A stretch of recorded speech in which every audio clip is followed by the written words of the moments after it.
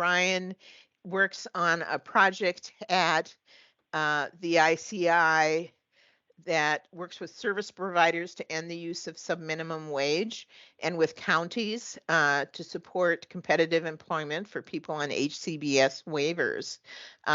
He spent 9.5 years working at LifeWorks, where he managed teams providing VR and waivered services. And Larissa is let's see, she's director of community living and supports for Reach for Resources, and is a member of Minnesota and National ASPE, I believe. So anything else you want to say, Larissa, about your background? I've been at Reach for the past 14 years doing in-home services, employment services, and then housing services as well. So overseeing all three of those, which we all know work in coordination with one another. So. Well, that's great. And we have asked Larissa and Brian to join us today to talk about the Employment First movement and the initiative in Minnesota, but also the philosophy as it applies around the country. So I'm going to turn it over to the two of you and let you take it from here. Can I share my screen is my question? Yes, you can. Awesome. Okay. Cool. Let me just. Okay, you guys can all see this?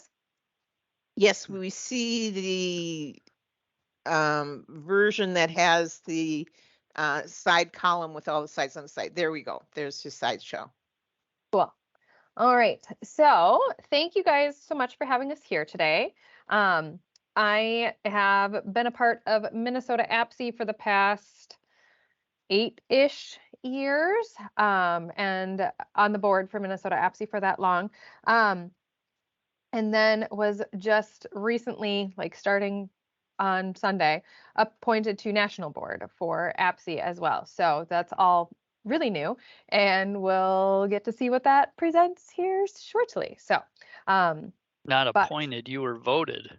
Well, there's that. Yes, that's different. Larissa had a tight race. So it was. There were 3 at-large seats and 11 people who were running for them. So it was a nerve-wracking process, that's for sure for me. But yeah, was nominated onto national board. So I'm really excited. But we will chat about just what ASPE is, the history of what some of the employment services have been within Minnesota and where we've been with that. And then just what is currently going on happening with that now, and then just some available resources too that really help to be able to go through and explain what's going on within employment services within Minnesota, and how to be able to go through and navigate some of that. So we both were introduced. Yeah. Thank you for having us. Deborah, great introduction. And Sue, thanks for connecting us to this group. So next slide, please, Larissa. So national ASPE and state ASPE. So ASPE is the Association of People Supporting Employment First. It's a national voice of the Employment First movement. It focuses on shared values and confirming ASPE's commitment to the view that everyone can and should work. And we support policymakers, funders, businesses, families, service providers, and people with disabilities in advancing employment first. Next slide. So the mission, vision, and values, we believe all folks with disabilities can work competitively in an inclusive workforce. And our mission is to advance employment equity for folks with disabilities. And the values are, we believe that everyone can and should work and have the dignity of determining their career path. Next slide.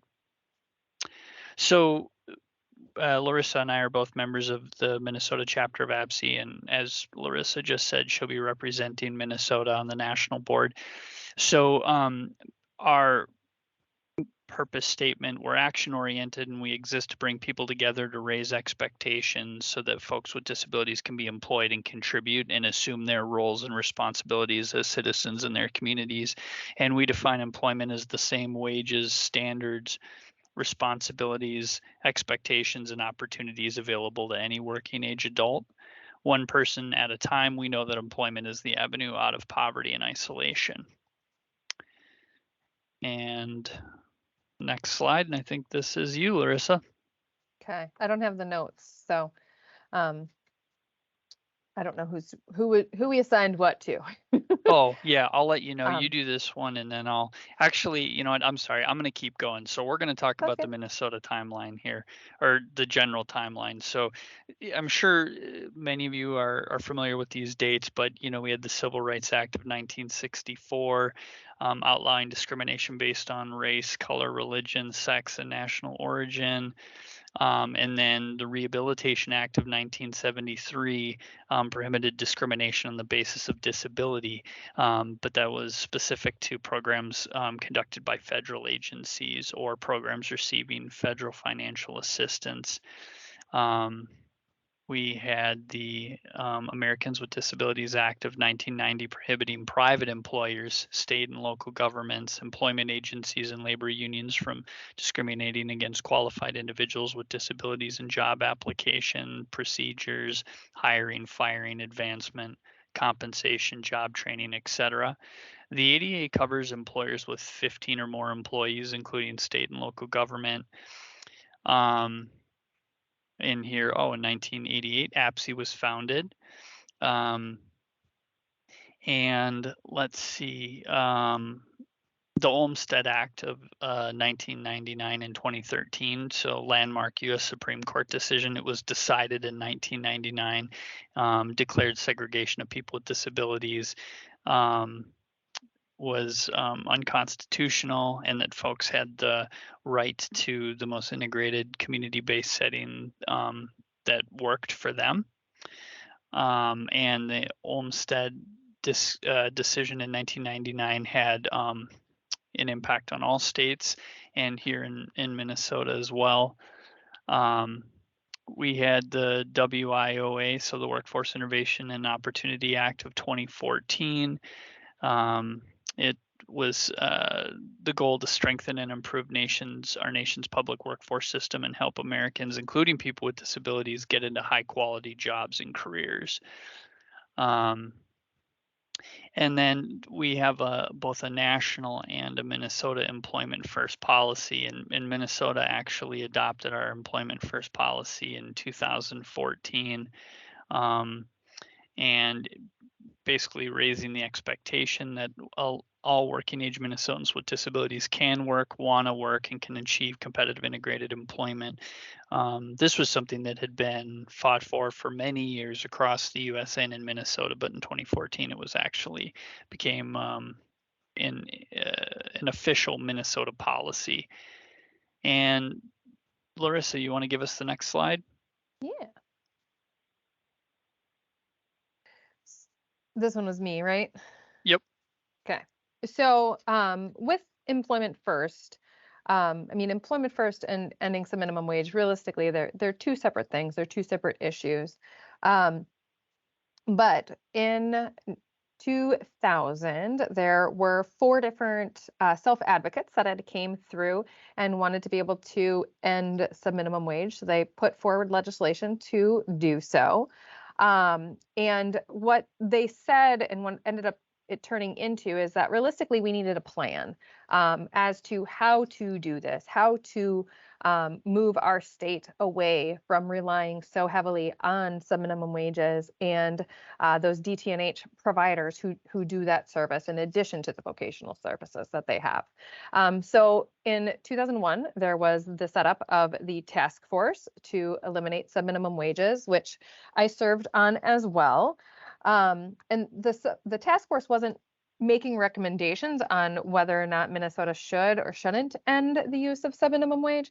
However, just really, how can we do this in a way that's going to benefit and help the most people, and provide a smooth transition for those providers and for the people who are doing those services to help them to move in a direction of doing competitive integrated employment services instead of doing sub-minimum wage. So the task force released the report on February 15th this year.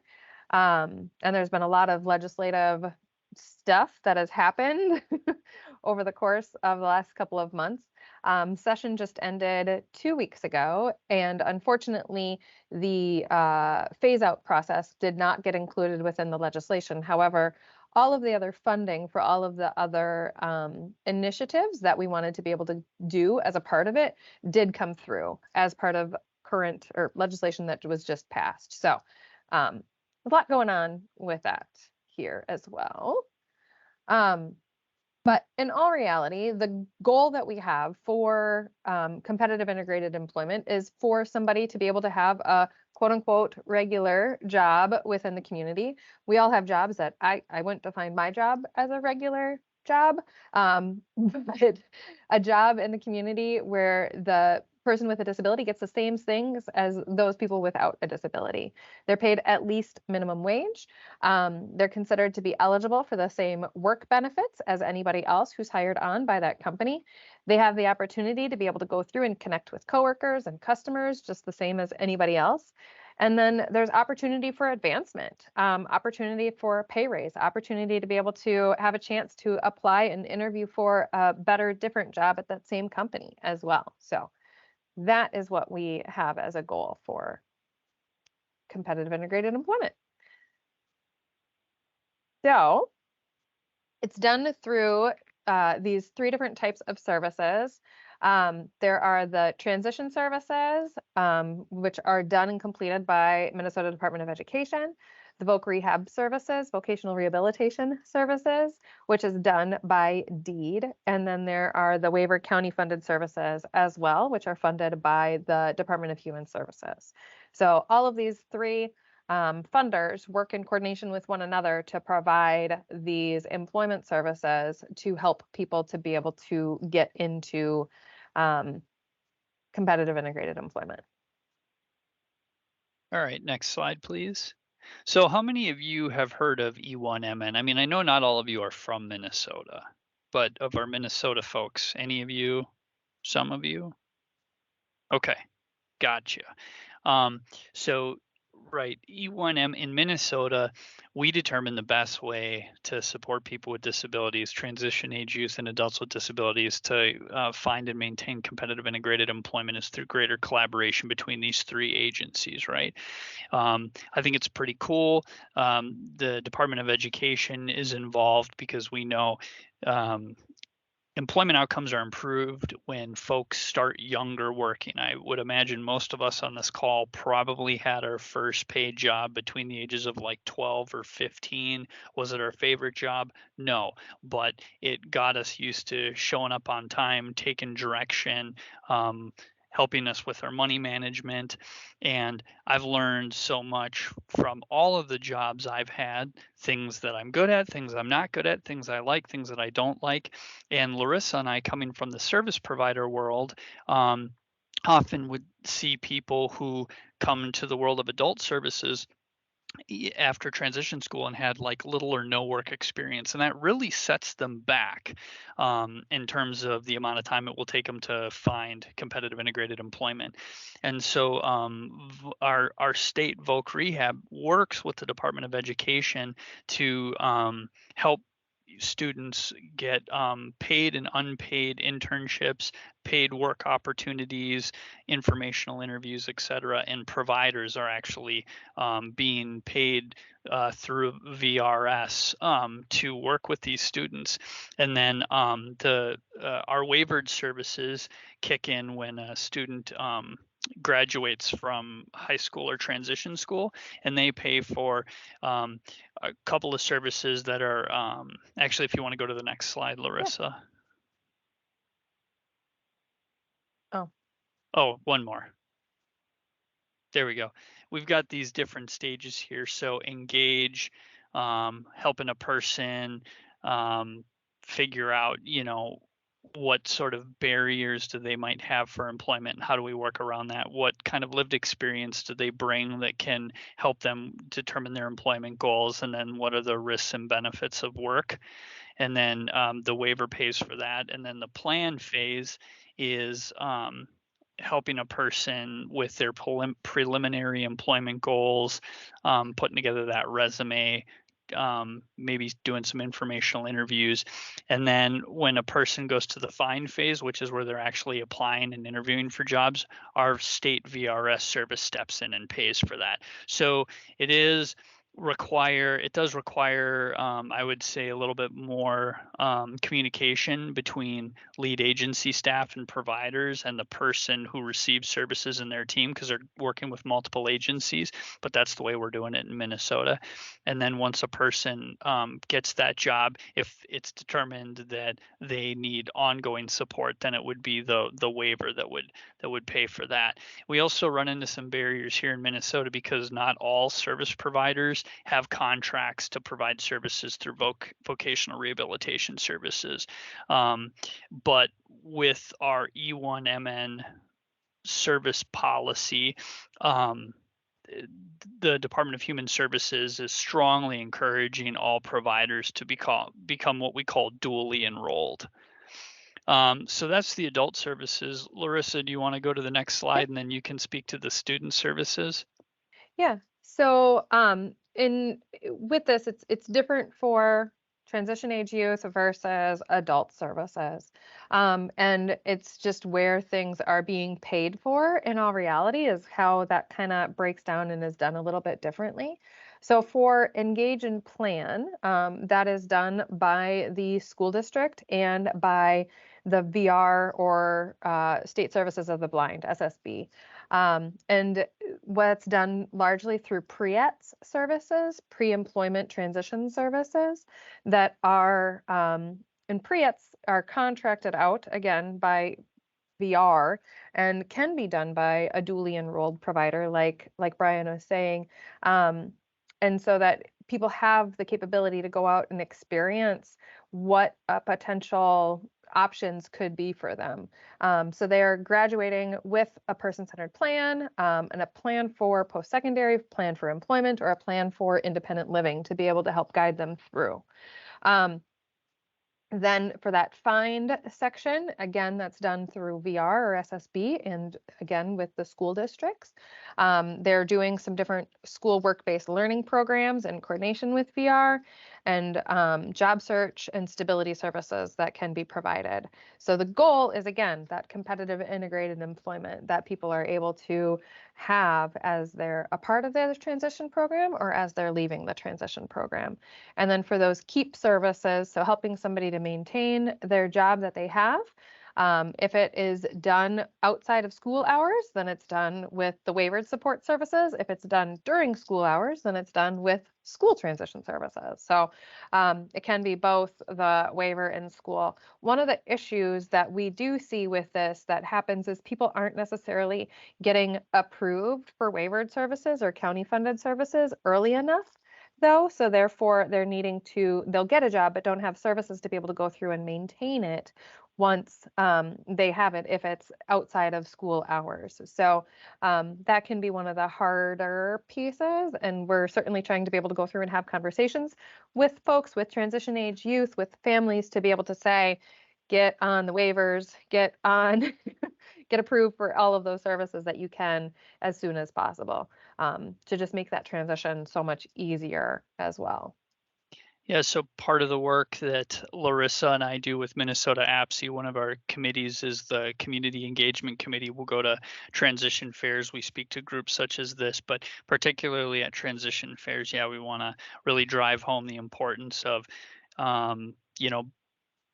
when you're in transition school, a couple of years before you're going to graduate, be connected to county services just to figure out, are you eligible? And so there's a seamless transition. Right. We don't want any hiccups in services. So now, next slide, what questions do you all have for us?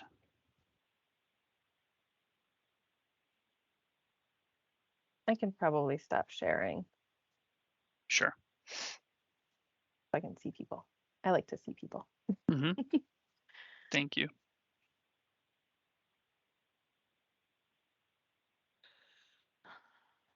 No questions?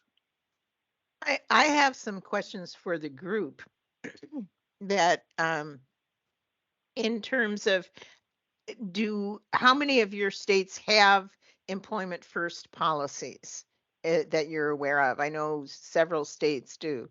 So Ohio, Ohio um, does. mhm, Illinois, uh, Wisconsin. Okay, I'm guess I'm not seeing. So that's a bunch. Um, what was involved in Minnesota becoming an employment first state? It was a long time.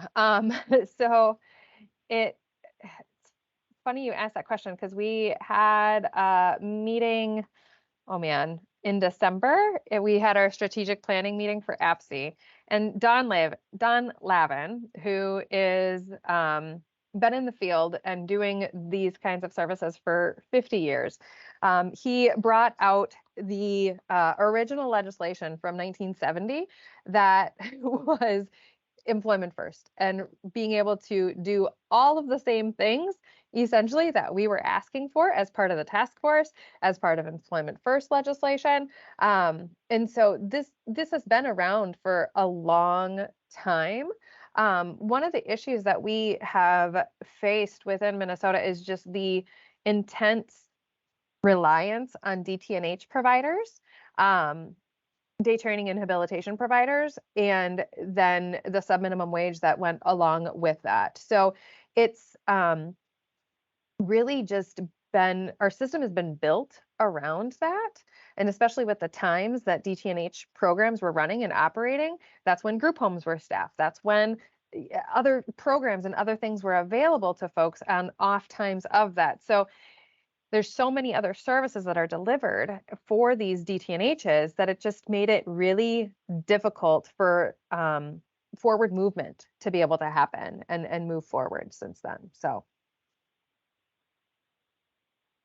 Do other states have their waivered service programs involved in their employment first efforts, or is it exclusively within vocational rehabilitation? Do you know?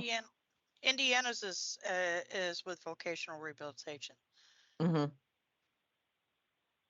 there's different states that operate in different ways. And I don't know specific states and how they do theirs. But Minnesota had heavily relied upon the waivered service system up until 2017, 2018, when the Memorandum of Understanding came through from the federal level with that required VR to do that find service. So we've needed to change our service system, and it was hard at that point of time too, because we had realistically just went through and revamped the employment services that we had through the waiver and separated them out to the three separate services of engage, find, and keep, essentially. And then we had to add in this other plan service to be able to continue to do some of these things with waivers, because that's in all reality where the discovery process is gone and done through. With the waivered services, it can be done through VR, but providers within Minnesota were set up to do it with waiver. And we as a state didn't really utilize VR up until this point of time where we've needed to.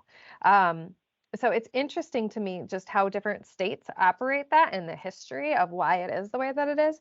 At this point of time, all states are dealing with the MOU and needing to then figure out how to blend and braid those services to be able to get to the end result of competitive integrated employment. So for states that have been using VR for everything previously, it makes it a little bit easier. For states like Minnesota that have utilized waivered services for everything historically, it's been a hard thing to transition and change over that mindset and way of thinking.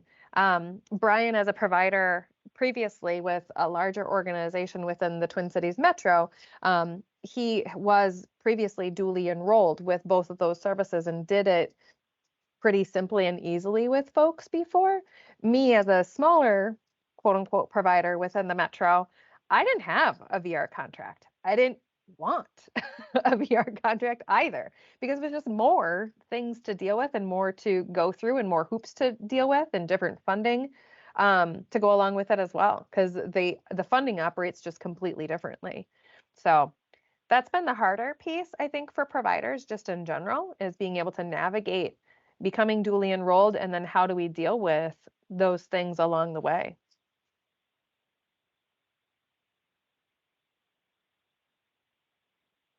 To what extent do you think that Olmsted has had an impact on employment first in Minnesota and in other states that you might be aware of? I think it's had a big impact. I'm sorry, are you asking the group or are you asking Larissa and I specifically? I'm asking Deborah? you and Larissa. Got it. I Right. think that the Olmsted Supreme Court decision had a tremendous impact because when you're talking about segregated service opportunities, that bleeds over to employment as well. I would argue that employment services that are done in sheltered workshops are segregated. And the Olmsted Supreme Court decision spurred a similar settlement in Minnesota called the Jensen settlement, and that was in 2013 or 2009, I believe, and that was more also based around like seclusion and restraint of people with disabilities.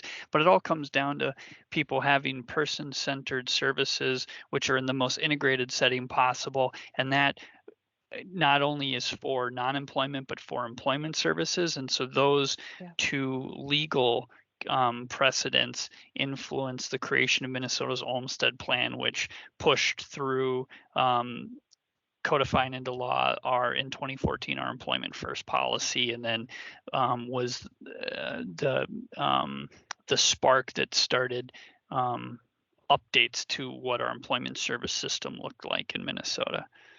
Yeah. There is another lawsuit that is Minnesota's looking at right now too, and the decision I think is going to be coming down in late June or July, for that one. That's more looking at Olmsted under the basis of independent living and people having choice around that. So the other place that we've seen this play out is with the subminimum wage part, as in addition. So there's been states that have been sued because of the subminimum wage. And so, we're going to see all of that play out here too. Rhode Island was sued, and they are going to be ending their consent decree here shortly. Oregon was sued, and their phase out of subminimum wage goes into effect this year completely and entirely. But there's been different states that were sued for different reasons because of it. Some of it has been because of that segregation of people and just separating people out. Other people have been just directly sending people into these DT&H facilities without providing other options. So it's different for different states. So it's hard to it's hard to speak to all of those easily and then have good data and information about it, because each state then is tracking and doing the data with us so differently. Mm-hmm. So how about the parent center staff? Has your Olmsted efforts in your state been involved in employment, or as initially I know they focused more exclusively on housing issues, but I think more and more as has certainly been in the case in Minnesota, they focused on employment segregation as well. Anybody else?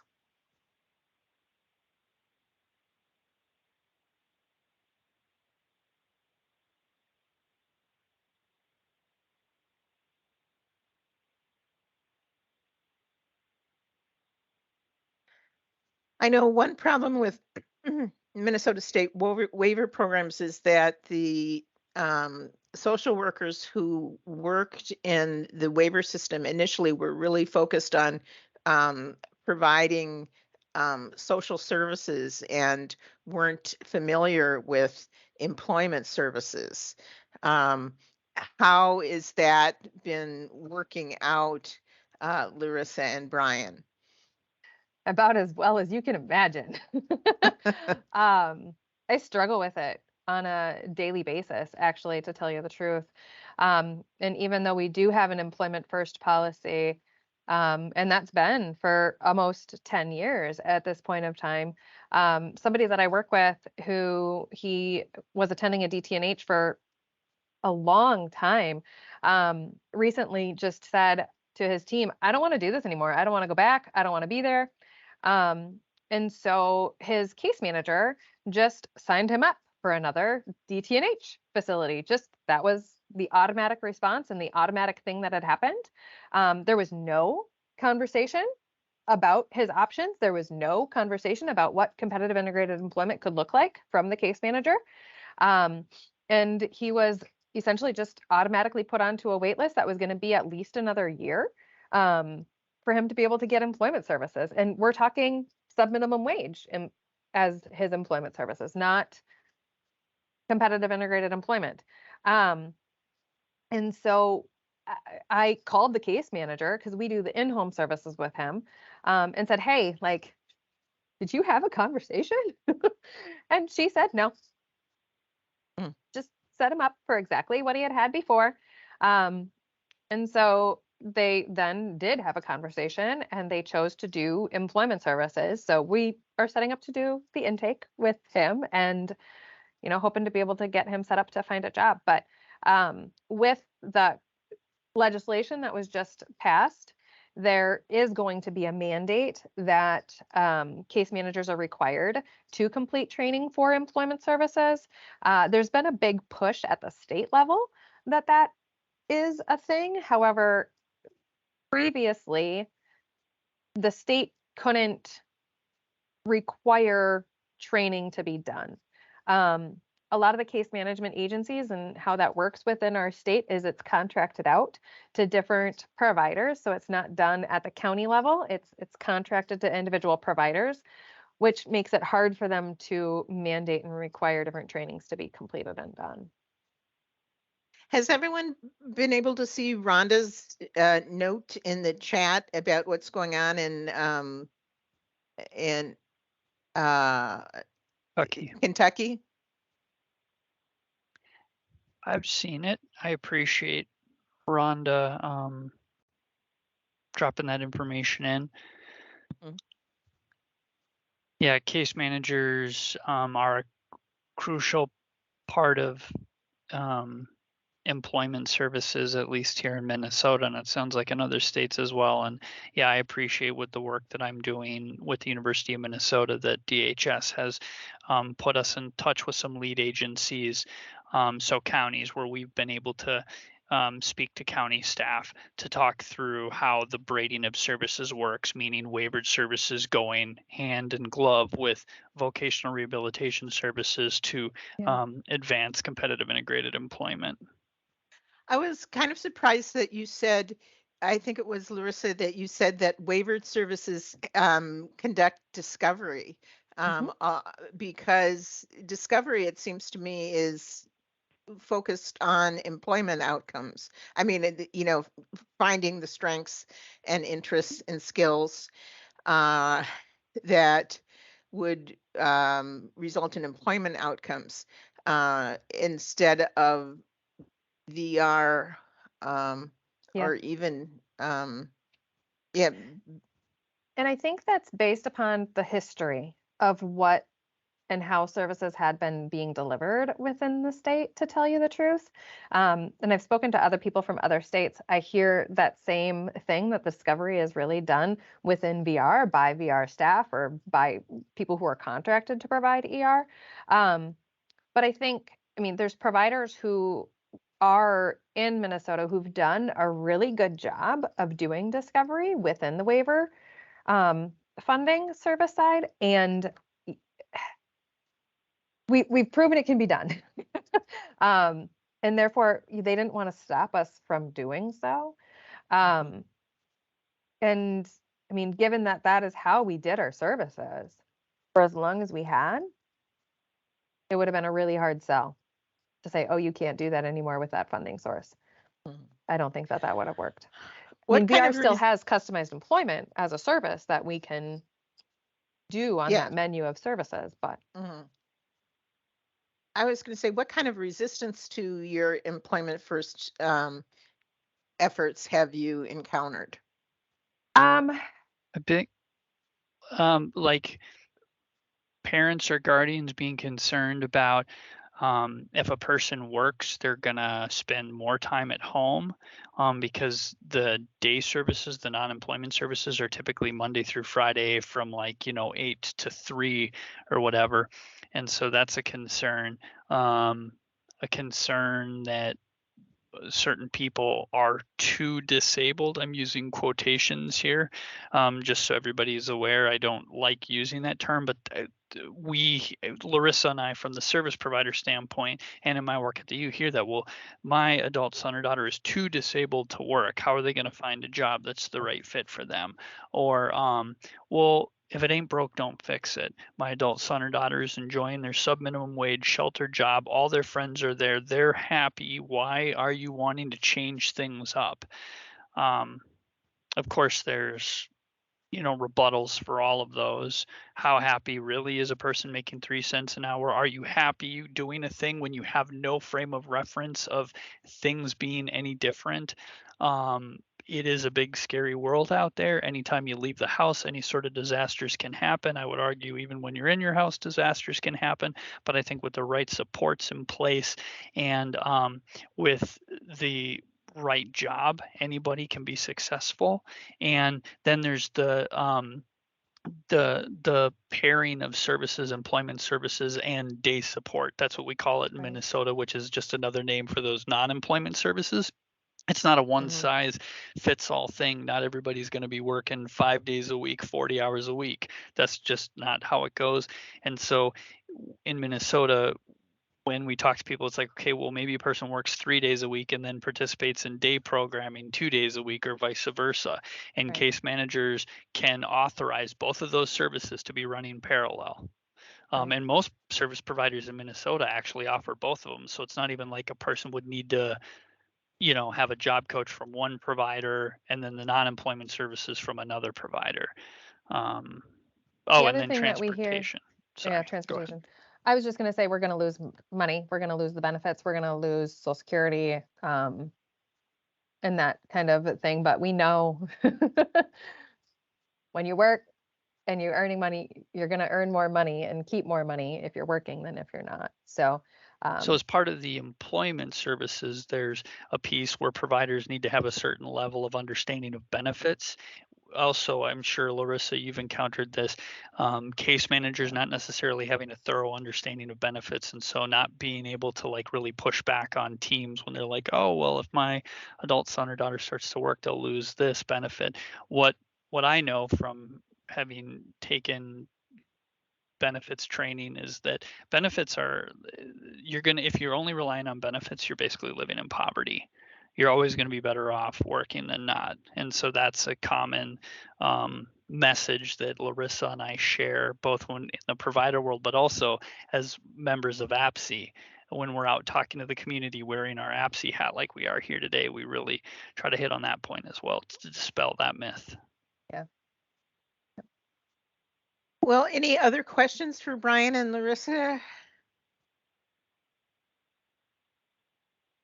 Well, not really a question, but I know I kept talking in the chat and then now, but the issue of having so much, there is not providers, whether it be under waiver programs. I don't know if in your all states, but here in Kentucky, it doesn't matter if you live in Eastern Kentucky or in the city, you cannot find people to provide the services. So everything is working against you as an individual with a disability, because you can't do the job if you can't get the supports. Once you can get people to realize this is something you can do on the waivers. So we have, and it's just getting worse every day. We cannot find people to feel that. I don't know if everybody else is experiencing it, but it's bad here. Yeah, I mean, that certainly is something that I hear constantly, is just that staffing, shortage, staffing worries. And part of what APSE is really trying to be able to go through and do too is professionalize the work.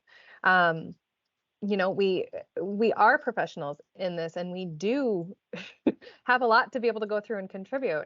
But when these service systems are run and operated like they are, and they're not invested in, there's not good information around it. It's hard to get people into the workforce, to keep people in the workforce, and really help them to be able to level up in it, to become the experts of this and really move forward. So yeah, I mean, that is a huge issue and a huge problem. And part of that goes into some of the different training requirements that exist, because you don't want to put too many barriers in front of this to be able to make it accessible for folks to be able to get into and providers to be able to do. Because I mean, even me as a smaller provider, to invest into doing that ACRE certification training, to provide customized employment, it costs us money, and there's no benefit built into the system for us to be able to do that. So it makes it hard to want to invest in it from that provider perspective if there's no benefit in all reality to do so. So I think that that's one of the major things that we really need to look at and focus on at a national level, not just an individual state level, but APSE has the CSP. There's that ACRE certification that Griffin and Hammis does, that Mark Golden Associates does. Voc Rehab in Minnesota has a training that is ACRE certified as well. So I think that that is a big part of it. And if we can professionalize it, raise those rates to be able to do these services, we're going to be able to attract more people into the field and keep them there. So yeah, I mean, that's something that we hear consistently, unfortunately. Well, that sounds like an issue for all of our states to address. Mhm. I am going to cut off our questions here just as a question of time. Mhm. But I sure appreciate, Brian and Larissa, the information that you shared with us, and you got a lot of comments from our participants thanking you as well. We look forward to working again with you in the future. Yeah. Thank you You very can, much for your time, Thank you so everybody. much. yeah. Be well.